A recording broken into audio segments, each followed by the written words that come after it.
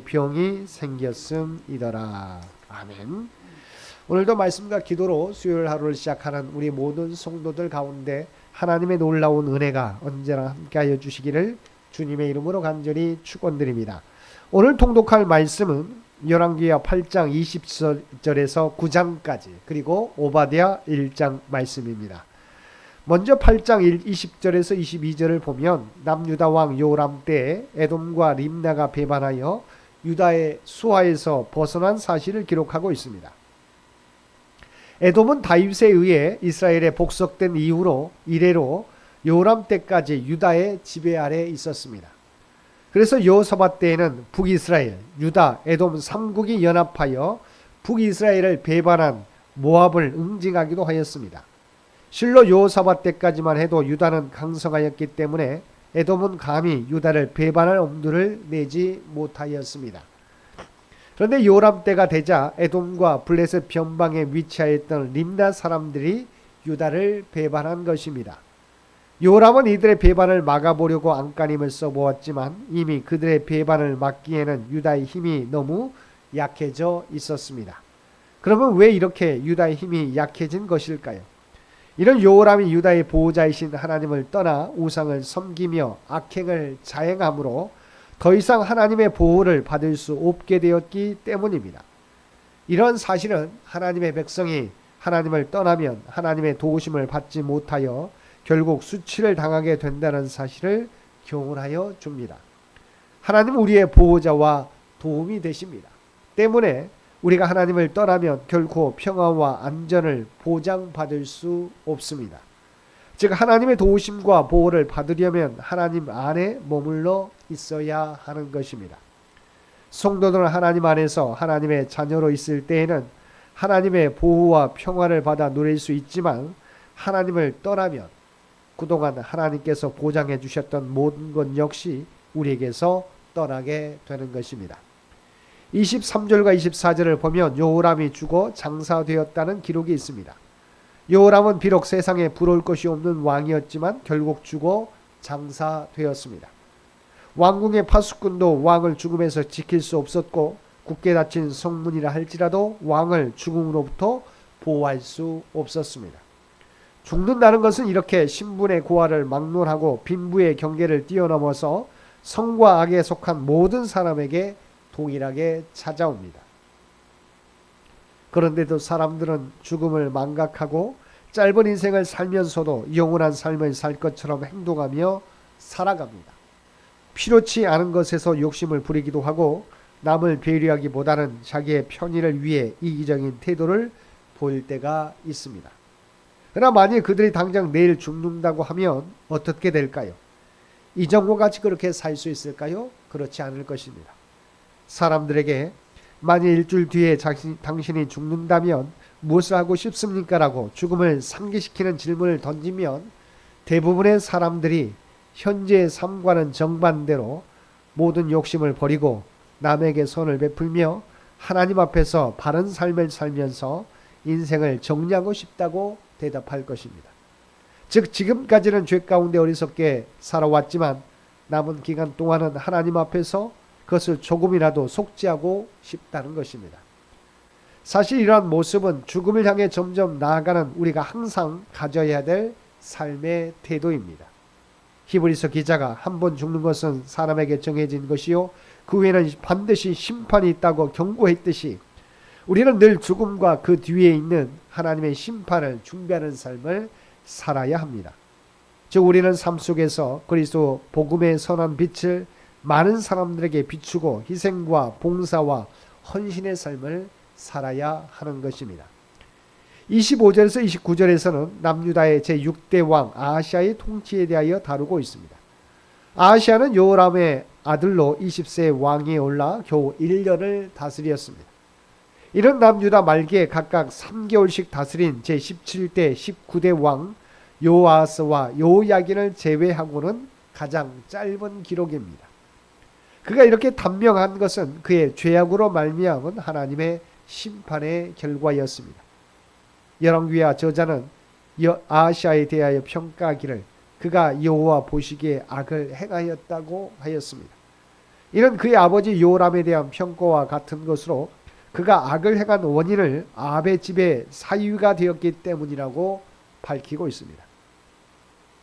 이로부 요람과 아하시아는 대를 이어 아합의 집과 혼인 동맹을 맺은 것으로 여겨집니다. 이는 28절과 29절에서 남유다의 아하시아와 북이스라엘의 요람이 연합군을 결성하여 아람과 전쟁을 하게 된 배경을 보여주는데, 아하시아는 이러한 결혼 동맹으로 자신의 안위를 보장받으려 하였지만 오히려 그것이 올무가 되어 하나님께서 아합의 집을 심판하실 때 그 역시 그 집안으로 분류되어 결국 아합의 집에 대한 하나님의 심판의 도구로 사용된 예후에 의해 죽임을 당한 것입니다.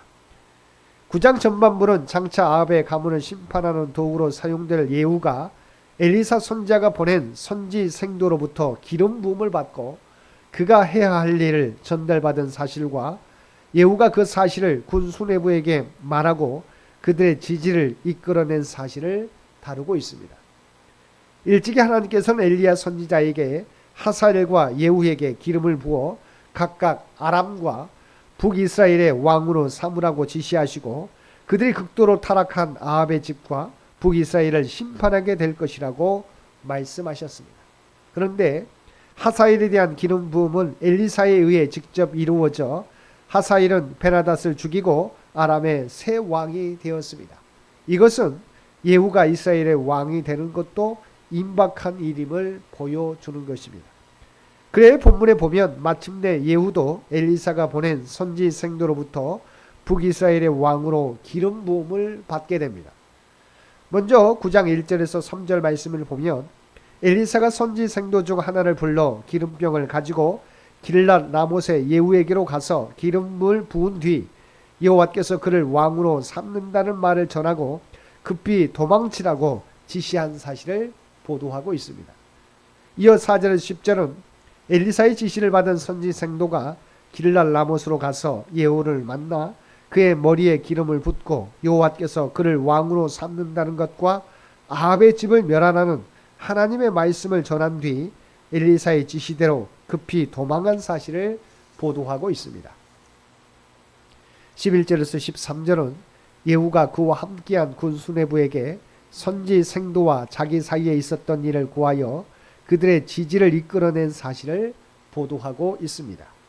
14절에서 16절은 예후가 요람에 대한 반역을 모의하고 그 사실이 아람과의 전쟁 중에 부상을 당하여 이스라엘 궁에서 치료를 받고 있던 요람에게 알려지지 않도록 조치를 취한 다음 요람을 치기 위하여 군사들을 이끌고 이스라엘로 향한 사실을 보도하고 있습니다. 17절에서 20절은 파수꾼으로부터 일단의 무리가 이스라엘 성으로 오고 있다는 보고를 받은 요람이 전력을 거듭 보내어 알아보게 하였지만 그들 모두가 예후에게 가담하고 돌아오지 않은 사실을 보도하고 있습니다. 21절에서 24절은 사태의 전모를 미처 파악하지 못한 요람 왕이 친히 예후를 마중 나갔다가 나봇의 포도원에서 예후와 만나 거기서 예후에 의해 살해당한 사실을 보도하고 있습니다. 25절과 26절은 예후가 요람의 죽음은 하나님 앞에서 죄악을 행했던 아합 가문에 대한 하나님의 심판이라는 사실을 지적하면서 그의 시체를 나봇의 포도원에 던져 엘리야의 예언을 성취한 사실을 보도하고 있습니다.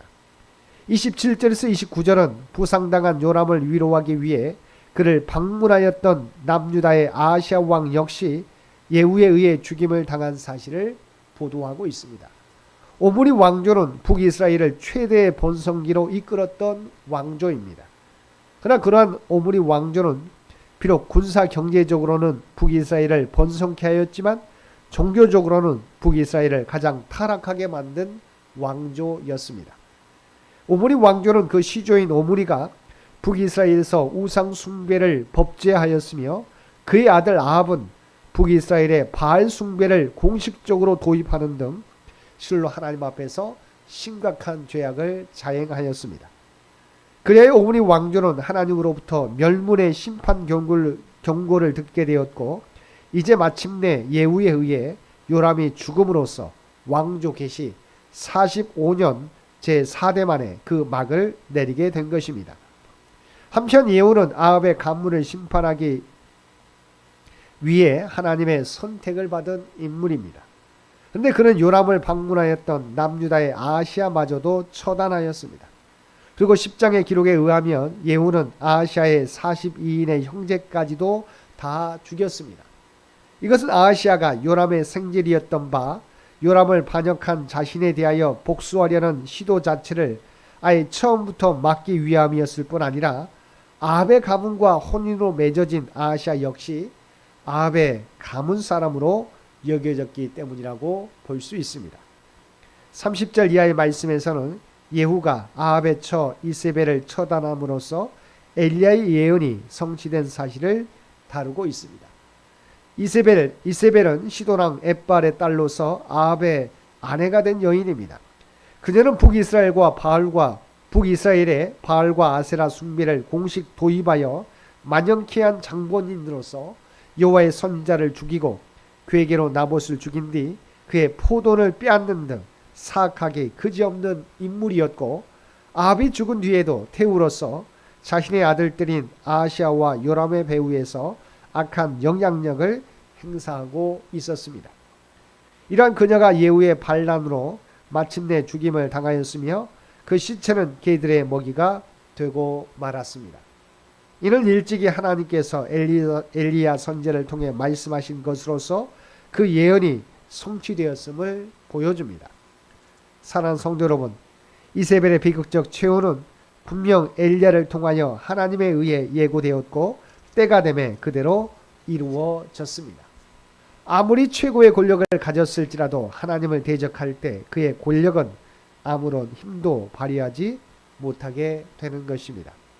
이 땅에서 살아갈 때 세상의 물질이나 권력을 가지고 영원히 살 것처럼 행동하는 어리석은 성도들이 아니라 영원한 하나님 나라를 바라보며 성도로서 마땅히 감당할 사명을 감당하며 살아가는 우리 모든 성도들 되시기를 주님의 이름으로 간절히 축원드립니다. 함께 기도드리겠습니다. 사랑과 은혜가 풍성하신 아버지 하나님, 물질과 권력은 무상하지만 하나님의 나라는 영원한 줄 믿습니다. 이 땅이 전부인 것처럼 살아가는 저희들이 아니라 하나님의 심판과 영원한 하나님 나라를 준비하며 살아가는 우리 모두가 되게 하여 주옵소서. 오늘도 이 나라와 민족을 위한 주의 백성들의 간구를 들어주시고 하나님께서 통치하시고 인도하여 주시기를 원합니다. 100주년을 준비하며 나아가는 청년재단을 기억하여 주시며 주의 백성들의 모든 간구와 기도와 봉사와 헌신을 통해서 하나님의 뜻이 이루어져 가게 하여 주시옵소서. 올로 장로님과 연로하신 권사님 또한 많은 성도들을 눈동자와 같이 지키시고 보호하여 주시기 원합니다. 특별히 환우들에게는 하나님의 놀라운 능력과 치유의 역사를 허락하여 주시옵소서. 물질적으로 어려움 당하는 주의 백성들에게는 하나님의 풍성한 은총을 더하여 주시어서 그들이 이 위기도 극복하며 살아가도록 인도하여 주옵소서. 사랑하는 자녀들에게는 믿음을 잃어버리지 않게 도와주시고 하나님이 주신 지혜와 능력을 통해서 이 땅에서 꿈과 비전을 이루어 가게 하여 주시옵소서. 하나님의 영광이 되는 귀한 자녀들 모두 되게 하여 주옵소서. 오늘도 우리에게 복된 하루를 허락해 주신 것 진심으로 감사합니다. 주님과 동행하는 삶을 살아가게 하여 주옵소서. 우리가 하나님의 부름받은 백성이라고 하는 정체성을 가지고 이 땅에서 살아가게 될 때 그리스도의 아름다운 향기와 선한 영향력을 드러내며 살아가게 하여 주시옵소서. 이 모든 간구 우리를 구원하여 주신 예수님의 이름으로 간절히 기도드리옵나이다. 아멘.